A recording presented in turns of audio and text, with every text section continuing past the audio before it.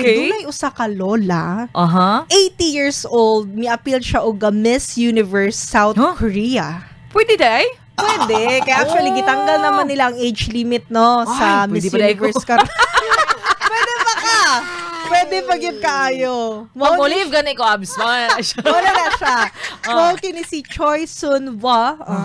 So ang rason daw nga nung mi-appeal siya kay model po day ni Shara Juman Misel.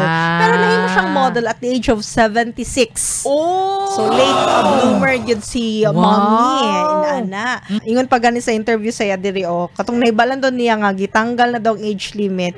Nag-decide gyud daw siya nga mo-appeal sa Miss Universe. Yang mga anak nang utana nga sure ka ma?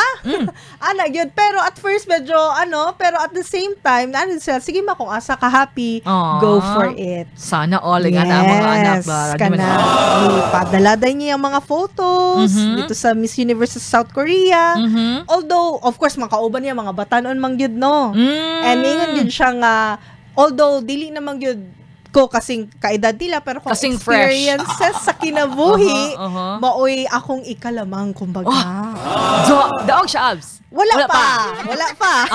So, atangan ako ni siya. Atangan nato ni siya, no? Sa pasabot dahil Radyo Man Abi nga, kitang mga nagtinguwa nga, napakyas ang atong mga pangandoy sa unang mag-Miss Universe. Napagday tayo chance.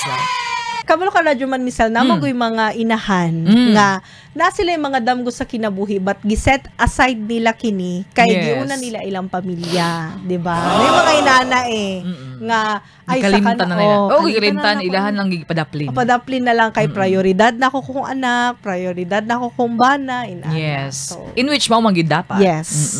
Kay mao manggid dato ang una gyud nga trabaho pero kung hatagan ka opportunity like kay Ma'am Miss Choi, no? Okay kayo. Kung wa